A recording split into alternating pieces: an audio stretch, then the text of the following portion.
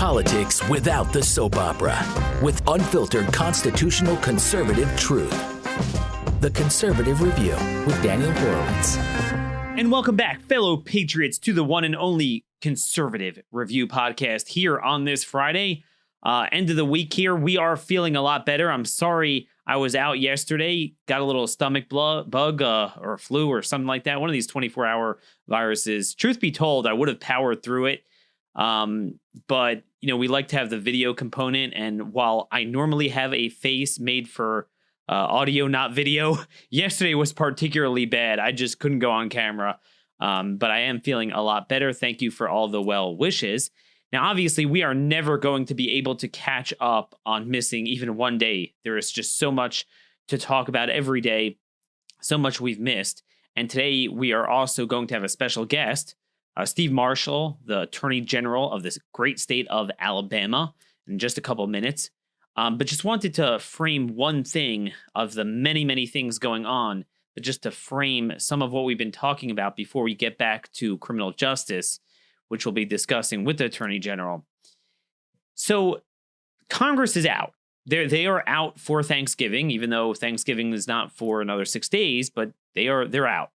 Before they left, they passed another budget continuing resolution, which will very coincidentally end right before Christmas. So they could have the rush and say, look, you can't ruin Christmas, and therefore we got to pass a terrible omnibus bill. So likely this will be the last stopgap bill, and they'll pass the full omnibus, which locks in the spending deal, increased spending. Of course, spending money on everything except for the border wall, deportations, military at the border, and defunding sanctuary cities.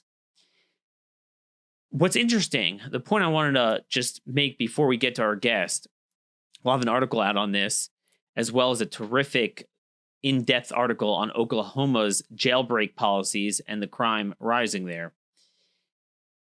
The one emergency they address, so typically a continuing resolution is basically saying, look, we haven't agreed yet on a full year funding bill and certain policies. Let's just have it on autopilot.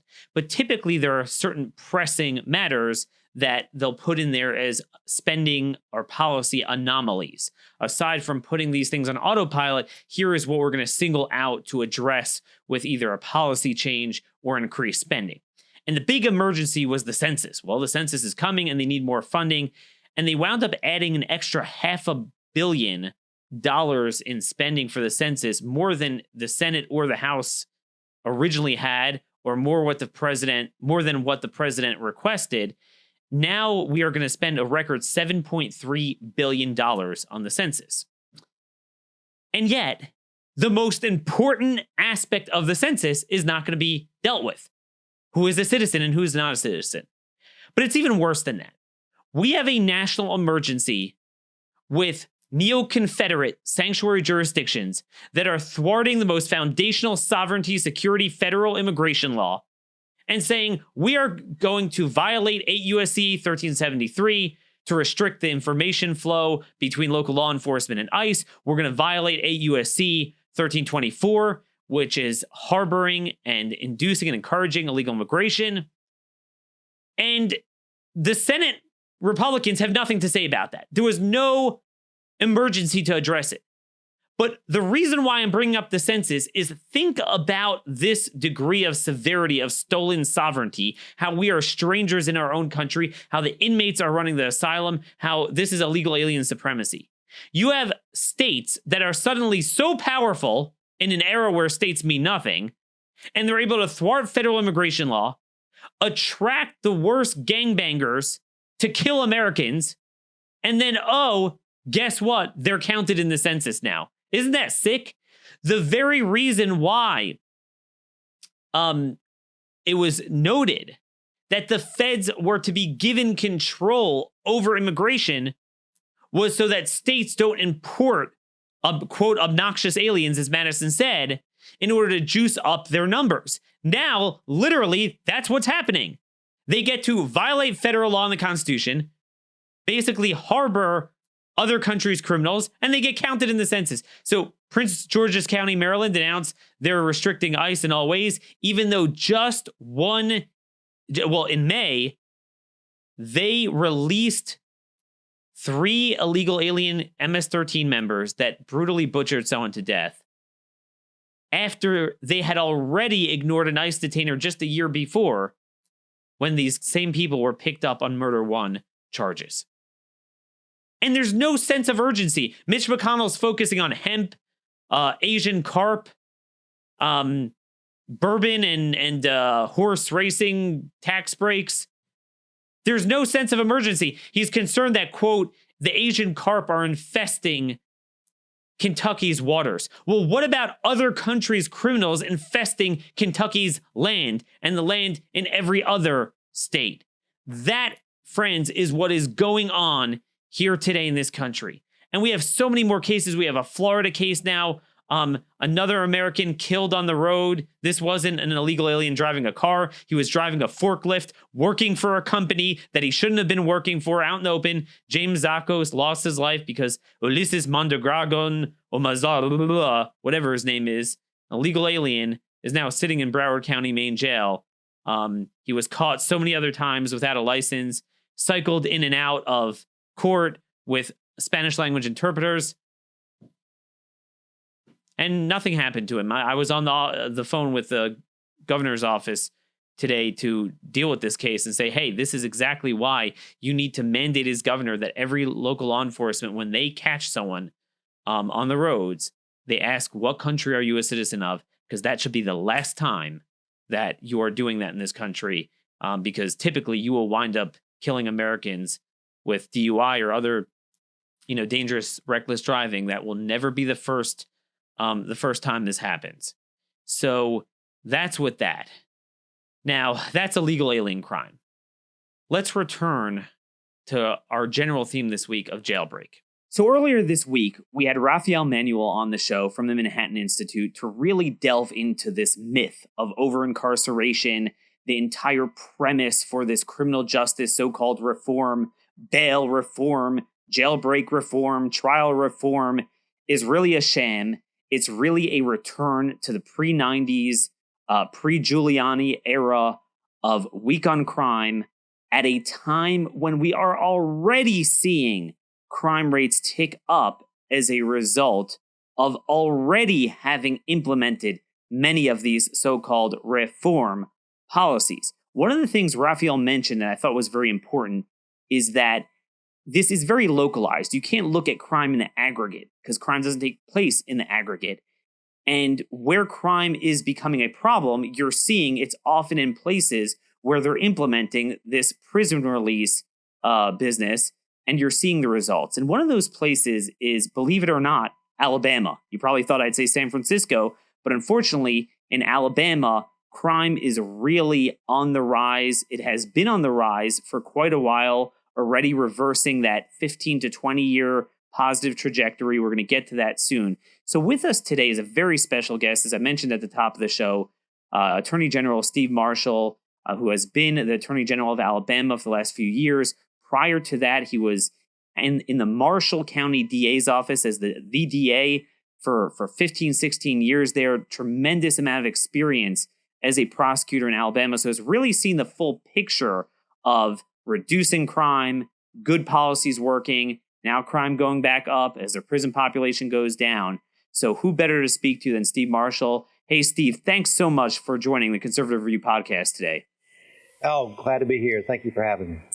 And look, it is really great to have someone who is willing to speak out. You wrote an op-ed, and we're going to link to here as well as put up on the screen your op-ed at AL.com, Violent Crime in Alabama, Enough is Enough. Okay, I deal with Congress, I deal on a federal level, and I speak to even people that would be regarded as conservative Republicans, not Soros Democrats. And I get this song and a dance of, oh man, everyone's being just locked up. We're just grabbing people for low-level crimes, no reason. We need to stop that. It's all about the prison as if prison is the problem, not crime being the problem.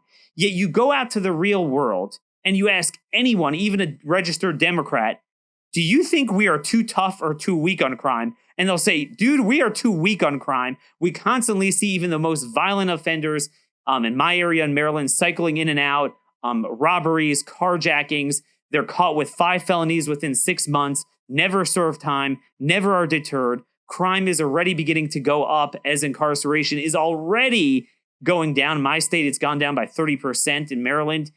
How did this happen, even in a state like Alabama? It's a great question. I can tell you that as somebody that's been a prosecutor now for over 20 years, it's one of the great questions in my mind about how it is that we've suddenly begun to have a narrative far more about a defendant and far less about a victim. It's why we wrote that op-ed this week, because we've had 3 fairly high-profile cases in our state, one involving a 3-year-old little girl, another a 20-year-old college student, and then one the son of a local district attorney, all who've lost their lives. And what we hear is the narrative that you've described that is completely false, that our prisons are full of those who are there for marijuana possession or low-level offenses, when the reality is in Alabama, over 70% of our offenders are violent offenders. They need to be incarcerated. And yet we continue to whittle away at the discretion of prosecutors and law enforcement to try to deal with public safety issues. Because if we look at many of the rights that we have in this country, the most fundamental is to live in communities that are safe. And I think that we've adopted policies over the last few years, both at the state and federal level, including most recently the First Step Act, that's gone against what I believe should be the appropriate policy in this country. I want you to, before we get back to the state in Alabama, you mentioned the First Step Act, and very much the focus of the show has always been a federal angle. And we spent 4 years, trying to speak the truth on that bill, which, by the way, got worse over time. And it was front end and both back end leniencies. So as someone who was both a local prosecutor and now the statewide attorney general, could you explain to people the type of individuals who graduate to the federal system? Yeah, and graduate is the appropriate term. You're not finding low-level individuals who've never really had much contact with the criminal justice system showing up in federal court. That has typically been, for a variety of reasons, kind of the court of last resort for local law enforcement. When we identify the worst of the worst, those are the ones that are being referred into federal custody, because the feds don't take all the cases, number one. They have discretion to be able to turn them down. But more importantly is their ability to be able to incarcerate individuals for at least up to 85% of the time in which they're sentenced has been a powerful tool for local law enforcement in keeping communities safe. And, I was probably maybe the major issue and the only issue that I've really disagreed with this administration is pushing back, because you've identified it. It was both back end and front end relief on individuals with violent offenses, with gun crimes histories that were menaces to communities that were suddenly deemed to be safe to be released, that they really were there for bad reasons or they were there for too long. And we've already seen the results. We've seen violent crime committed by those released, and I think we've seen that to be bad policy.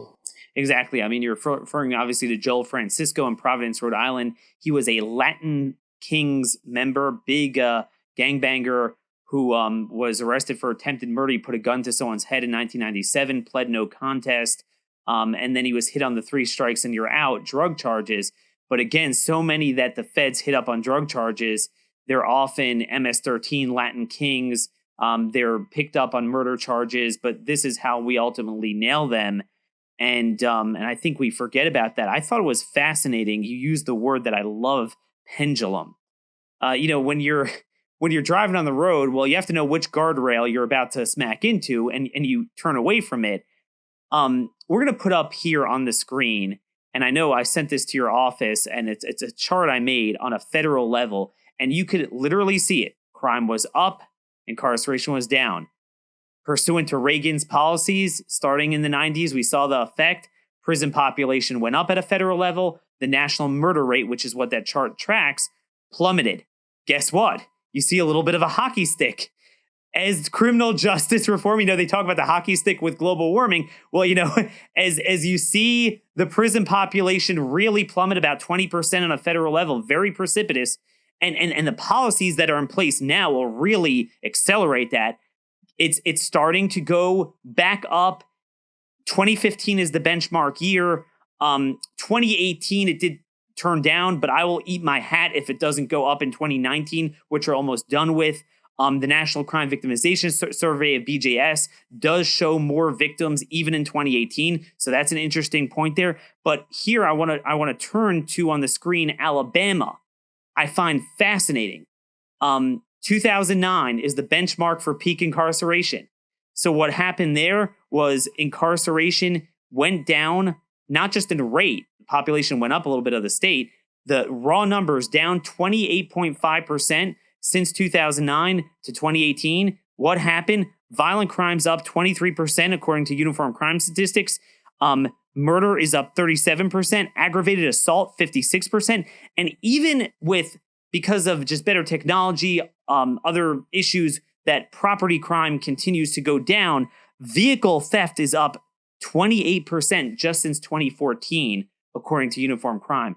What is wrong with Alabama?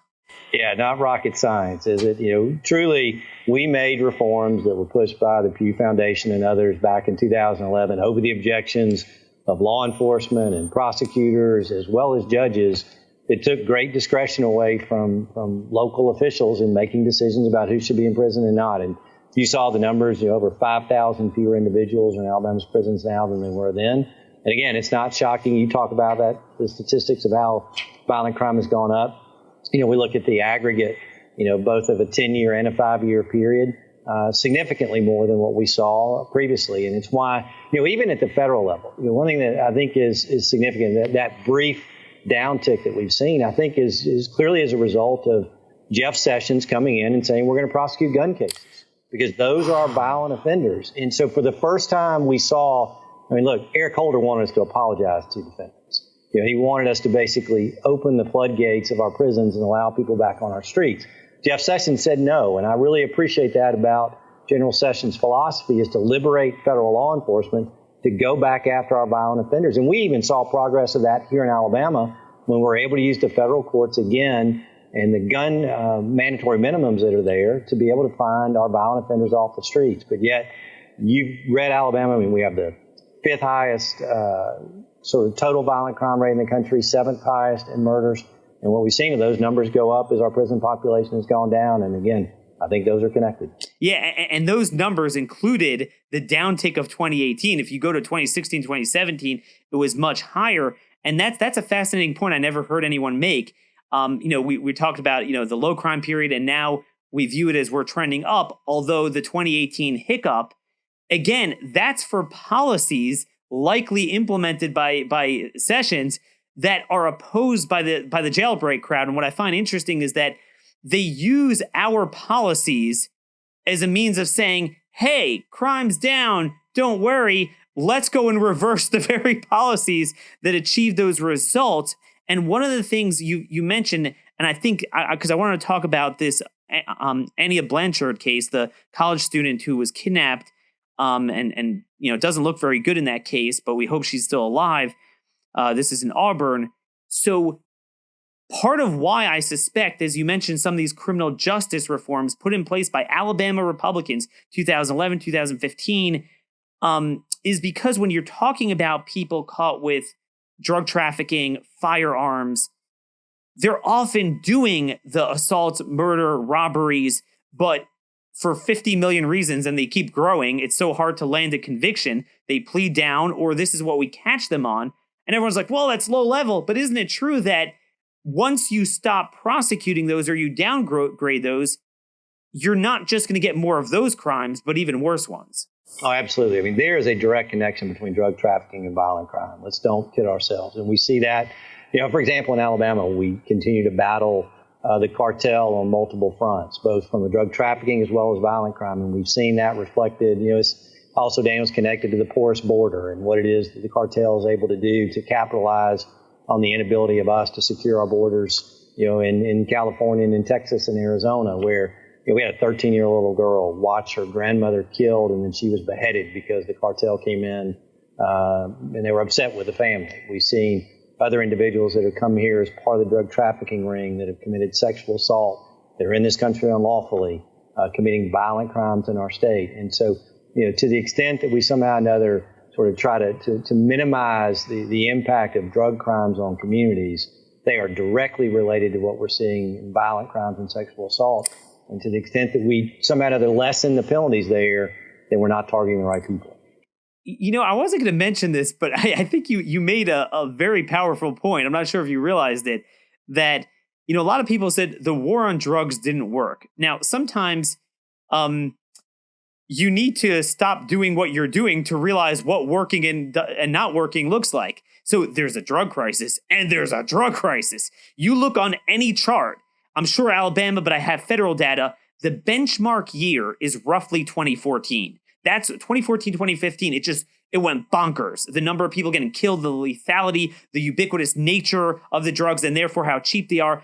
On this program, we have spent hours, and I've written probably 50 or so articles linking 2014 is the benchmark year for the Central Americans coming in, the growth of sanctuary cities, which harbors the criminal alien networks where you would typically catch someone on drug trafficking. Well, if they're foreign national, boom, you're out of here, bust up the network. Here they get released. But I wonder, and I'm curious if you've seen this, even on a domestic law sense, if you start saying, you know, we're locking up too many people for drugs, and we really create a stigma in law enforcement from the prosecutors to police, stop locking up people for drugs. And that's kind of what we've been doing in every state the last 5 to 12 years, depending on the state. Isn't it not rocket science that we now have more ubiquitous drug trafficking? Oh, I think, we've created a disincentive in many respects for law enforcement to feel like, why spend the hours and the resources necessary to target some of our drug traffickers if we don't think that anything's going to happen to them on the back end? And, it's I had an interesting opportunity to be able to go to Mexico here recently, to be in Sinaloa, where the cartel is absolutely controlling that particular part of the country, and to see sort of the not only the corruption that's there as a result of money that's flowing in for drug trafficking, but their true connection to violent crime. And so, we obviously, and again, it's one of the reasons why I give General Sessions a great deal of credit, is that he, I think, sort of dealt with the complacency that was out there, that many Republicans just sort of embracing this philosophy that has been of the left for quite some time. Far left. Over-prosecute and over-incarcerate. When we saw the results now of those changes, which is more violent criminals on the street and more violent behavior in our communities. That's what I just find astounding. It's one thing if we were having this discussion 2005, 2007, when we were at the nadir of crime, the peak of incarceration. But, I mean, we've already crisscrossed that the last decade, and we see the results. And why would you step on the gas pedal? But these guys are just getting started. One of the things they're doing that's become very cool the last few years in Republican states as well as Democrat ones is essentially abolishing bail, downgrading bail, or even without a statutory change, you have judges, a culture among the judges to really do this. So you have this case, and I want to be careful. I know it's an ongoing investigation, very high profile. The disappearance of Anya Blanchard, the stepdaughter of UFC heavyweight star Walt Harris in Auburn. She was she disappeared at a convenience store there, and you now have at least one arrest, Ibrahim Yazid of Montgomery, Alabama, and it turns out that, I mean, he had both in Missouri and Alabama massive criminal record for very serious charges, never seemed to serve much time, always seemed to either get out of it or time served, suspended sentence, throughout, aggravated battery charges, drug convictions, a gun charge, even attempted murder charge on police in Montgomery, but that was thrown out by a grand jury. And then this past January, he was picked up on 2 counts of kidnapping, 2 counts of robbery, and 2 counts of attempted murder when he allegedly beat 2 men, one elderly. One was found, quote, unconscious, unresponsive, severely injured, and near death. So if you would freeze frame there, I would have thought, just based on my experience, that a guy like that would be held without bond. He was released on $280,000 bond. I'm not sure how much he had to post. Maybe it was 10% or the whole thing. I'm not sure. And now he's suspected of kidnapping Miss Blanchard.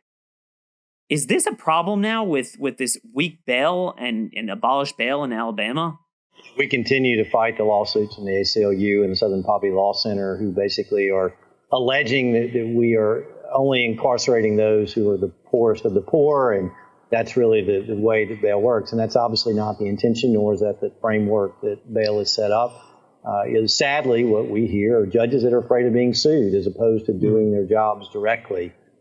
There's no doubt that the case that you've described, and I'm a little limited in what I can say because it's still pending, that gentleman has a significant criminal history, and more particularly the most recent case involving the 77-year-old for what appears to be very similar allegations to what is now arising from the case involving Anaya Blanchard. There was a preliminary hearing this week describing him forcefully putting her into her own vehicle and driving away. And there'll be more of that case to become public before long. But yeah, it goes back to, again, that fundamental question is how do we ensure public safety for the community? And that narrative has been co-opted by the left, and to some extent Republicans have bought in, and we need to be able to readjust our focus. And again, I think we've seen it most recently again with the First Step Act, where it was embraced. And now part of the reason for the op-ed is to continue to push back against that and maybe open some eyes again to the fact that violent crime exists. It is in a swing that is not going in the right direction, and we've got to be proactive in finding ways to do it, part of which is putting the bad guys in jail and keeping them there. And Attorney General, I mean, this is one of the things that I noted and I started to observe. I've been on a crusade against this jailbreak for about 4 years. Ed Meese, and we'll put it up right here on the screen, and you can see he had an op-ed in thehill.com just a few years ago when the First Step Act was just a sentencing reduction, didn't have the back end release up to a third of their sentence being released. And he said, whoa. When we talked about criminal justice, we meant, simplifying the duplicative provisions in Title 18, cleaning up that stuff. We didn't mean letting out federal drug traffickers. And a lot of people from my former employer and some of these think tanks conveniently forget how that movement evolved, and it evolved to the Soros end now. But what I'm finding more and more as I go through a lot of sanctuary and criminal alien cases, and we're seeing the egregious cases where sanctuaries let out child molesters and rapists, but putting aside the immigration status, I look at the criminal records, I'm like, holy smokes, nobody serves any time anymore. I mean, forget about even drugs and the fact that they're often doing other things. I'm talking about when they're arrested for the big four crimes, even child molesters. I'm seeing often they get put into intensive sex offender probation or something. That's what they call it, or maybe a year. For every one person they could think of that might be over-incarcerated, why is nobody talking? Someone just sent me this case, Abrakim Muhammad Arias in the Twin Cities. Twin Cities, by the way, St. Paul is on track for the highest number of homicides on record. So not just erasing some of the gains of the last number of years, but literally going back to the 70s and 80s. Twin Cities has a big crime problem now. This guy, he was let out this year multiple times. He had over 4 dozen criminal cases dating back to 2006, aggravated robbery, burglary. Most of them resulted in convictions, aggravated robbery convictions, domestic assault, assaulting a peace officer, obviously DWI, multiple thefts, motor vehicle. This guy didn't serve any time. Am I living in a different universe than the politicians? Well, sometimes I wonder if we all are. The analogous issue here that we haven't discussed is, especially at the state level, is not just when we get them in there, can we get them in there for sufficient time, is whether or not they're being paroled early and being released back in the streets without supervision. We just fought that battle in Alabama in the last session, where we saw a parole board that decided that they were there to be the outlet to try to deal with prison overcrowding as opposed to having public safety be paramount. We had a tragic story of a gentleman that was a violent offender that they released early, was out to a facility for 3 or 4 days, ran away, had 3 different law enforcement contacts, doesn't get put back into custody, and killed 3 individuals, 2 elderly women, and 1 7-year-old little boy. Completely inexcusable. And so we saw when we sort of were diving deep into our records in Alabama that there were people with life sentences for murder that were coming up for parole after 7, 8, or 9 years. That's inexcusable, and that's completely unacceptable. And hopefully we fix that in Alabama, but I don't think that's endemic just to Alabama. and it's probably reflective of what's going on in other states. So Absolutely. you kind of described the First Step Act as a front end and a back end, and we got to make sure that we're doing both the right way, and that is ensuring those who need to be incarcerated in jail stay in jail. And it's really brilliant. I mean, these people are brilliant. It's an amalgamation of several factors that all ensure the result of lowering the prison population. So in New York now, there's abolishing of bail while also disclosure laws, basically making grand juries now public immediately. So, gee, the guys are out in the streets. And prosecutors always tell me that one of the biggest impediments to landing convictions, I always ask, why do you always take plea bargains? No one is ever convicted on what they likely did. And they say, well, witnesses are hard to get. Well, hey, you let them out in the street and then you say, hey, they get to know everything. The defendant gets to know everything immediately pre-trial about them. Well, you're not going to have a lot of witnesses. Right. No, there's no doubt that there are inherent difficulties that prosecutors face to be able to do their job. Law enforcement in the same way, when we don't see the courts in many jurisdictions supporting them just to be able to aggressively enforce our laws, where we see politicians beginning to back away from effective policies. I heard Bloomberg say his stop and frisk, he was apologizing for what was a precipitous drop in violent crime in New York as a result of freeing law enforcement to be aggressive in dealing with violent crime. At some point, we got to quit apologizing for doing our jobs. And we got to make sure that we're ensuring that the public is safe. And hopefully, the voices of yours and maybe somewhat what we did with that op-ed can continue that narrative in a way it needs to be heard, because the left clearly is mighty loud on this issue. They're mighty loud, and they're getting all our colleagues in this business. I mean, they're getting Republicans to support it when the public doesn't want this. I always joke around, the average Democrat voter is to the right on this issue than your average Republican politician. This is one of the most bizarre things I've experienced in my entire life. I mean, imagine if everyone you work with on the conservatives, Republicans, all of a sudden they're pro-abortion. Like, hey, are you okay? What just happened there? And all of a sudden they're just spewing the Soros talking points at a worse time than ever. The worst transnational gang crisis, the worst criminal alien crisis, the worst drug trafficking crisis. Now is not the time to step on the gas pedal. It's the time to start reversing that stuff. You mentioned parole. I'm glad you brought that up. I don't know what you're seeing in Alabama, but I know in places like Chicago, so they let them out early. But then, well, why did they let them out early? Well, because the prison population has to go down. Well, the same reason you wanted to let them out, you want to keep them out. So what I'm starting to see is sometimes it's statute, but these statutory changes in these liberal or conservative legislatures. But sometimes it's in the culture up and down, from the prosecutors, even depending on the area, to the judges, where parole officers, they so badly don't want to reincarcerate that we see really bad people picked up, particularly on felony possession of guns. And I'm thinking to myself, here we have Democrats yelping about gun violence and gun control on law-abiding citizens. And yet I can't find Republicans willing to throw a knockout punch at them. You very dudes who want to take away guns from law-abiding citizens refuse to lock up guys arrested for aggravated felonies that are then caught with felony possession of a firearm. And that's clearly what we saw during the Obama administration, where Eric Holder just backed away completely from being aggressive in those areas. And it's why I keep harping back to some of the changes we've seen with Jeff Sessions and the General Barr. I think has been able to sort of continue that going forward. But if we want to deal with violent crime, that's one of the ways to most effectively deal with it.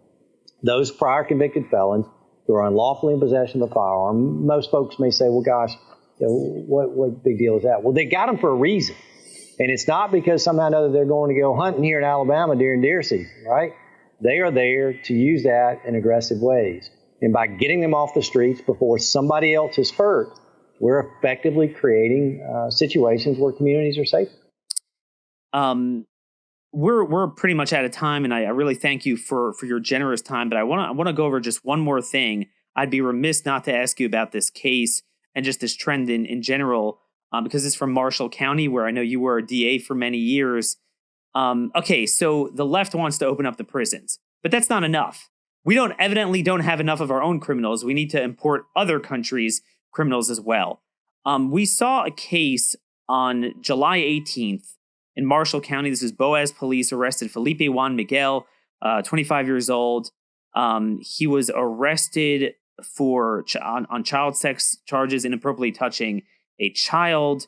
And it turns out this was, and he was under 12 years old. Obviously, they don't release the name, thankfully. And it turns out that I spoke with officials at DHS, and this guy was a poster child for the border crisis. He came in a couple months before in San Ysidro, around there in California. He had a kid. They thought this might be that kid, but I can't confirm that.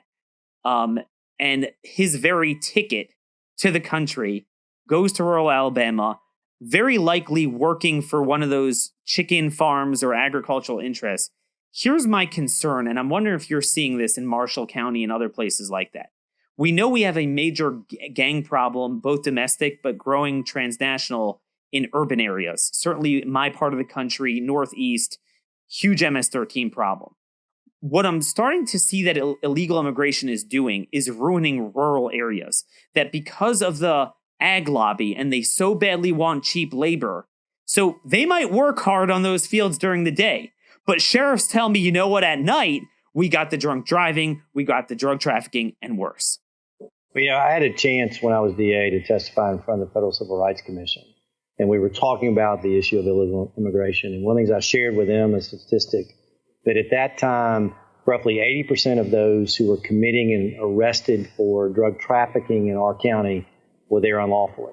And so there was a direct connection between them and those from the cartel. And so not only do we see that direct line from the relationships in Mexico to be able to bring drugs in our community, but also we see these other offenses. And it's not just that particular case that you saw, but we also saw others, that those that did not have legal status were part of the problem that we were dealing with from a criminal justice side. And so when I had a chance to go to the White House and speak on a panel not that long ago about the border, I can talk about border security being an issue for Alabama because of what we see on the impact of drug trafficking and those other offenses that are caused by people that are in this country unlawfully. And that matters to us. And it's why when we talk about building the wall, when we talk about securing that border, it's not just a California, Arizona, Texas issue. It is a national issue for the very reasons that you talked about. Wow. No, I mean, that's very powerful. Every state's a border state now. And it's funny, you kind of merge the two issues, immigration and criminal justice, because I was pulling my hair out when for 4 years we were debating this in Congress. Too many people in federal prison on drug charges. And I said, come on, the 800-pound gorilla in the room is the border. It's illegal immigration. Join with us to solve the sanctuary issue, solve the border issue, and then come back to me about the prison population. And because, I mean, isn't it true that with Alabama, even you'll often pick up Americans, but that's at a secondary trafficking level. If you cut off the primary trafficking, isn't that very much driven by foreign nationals? Yeah, Daniel, you're a wise man. I mean, that's exactly the way that the structure of those organizations work. Is typically those with a connection back across the border at the highest level, and then there are local people individually to help them in the distribution. Wow. Well, sagacious words from Attorney General Marshall. Thanks so much for joining us. I really look forward to having you back again. It is very rare to find an elected Republican willing to uphold the Republican platform. So, but to be fair, everyone in Alabama, everyone in Congress did vote against that bill. Good for you in Alabama. Okay, thanks. Take care and God bless. Anyway, there you have it, folks. I mean, I wasn't even planning on getting into immigration with the Attorney General, but I think it kind of ties well into our opening because it all comes together. It's all a matter of most criminal problems are completely preventable because most criminals are repeat offenders. And if you actually lock them up and deter them and punish them, you'll deter others. And then guess what? A lot of illegal aliens are criminals. And guess what? A lot of it is around drug trafficking. And guess what? The 800-pound gorilla in the room when you're talking about drug trafficking is the border, the cartels, and criminal aliens. It's that simple. So, I'm glad I remembered that case from Marshall County, and I knew he was the DA there for a while. That's the thing. And, here, Marshall County is in the Northeast. It's not Montgomery or Birmingham or even Huntsville. It's mainly what you would consider small town America, rural America. Certainly from where I'm from, I would consider it as such. And I forgot what he said. I'll have to look back. 30%, a massive amount of those he arrested, they were illegal aliens. We are ruining our rural areas in addition to the cities. Imagine if we had a Republican Party that, rather than joining with the left on this, actually went on offense and hit the Democrats on this, implemented better policies. Impeachment would become moot. But if all we're going to talk about is impeachment while letting the Democrats win on these policies, I have my article out today on Oklahoma. Oklahoma has become like San Francisco. No single Republican, Democrat presidential candidate has won a single county in that state since the year 2000 at a presidential level. Al Gore was the last one to win a county there. That means in 2004, 08, 2012, and 2016, 4 presidential elections in a row, Republicans swept every single county. Yet, Republicans may as well be the Soros California Democrats. The same way California did Prop 47, they had, 708 or something? They passed where they retroactively downgraded theft and drug trafficking. Guess what you have? Theft and drug trafficking, and now homelessness, which ties into that. The same reason why you have it in San Francisco. And in addition to that, violent crime has gone up tremendously. I have all the statistics in today's article. We'll send you. Anyway, I'm sorry for the shorter week here, and next week certainly will be shorter. Again, send me your stories. I'm not going to have a chance to get to all of them, but dhorowitz@blazemedia.com. You could tweet me at @armconservative. Make sure to like our videos at our YouTube page, Conservative Review YouTube page. Drop me a comment there. We will often see it and respond. Till next week, enjoy your weekend. God bless you all. Stay safe and stay vigilant.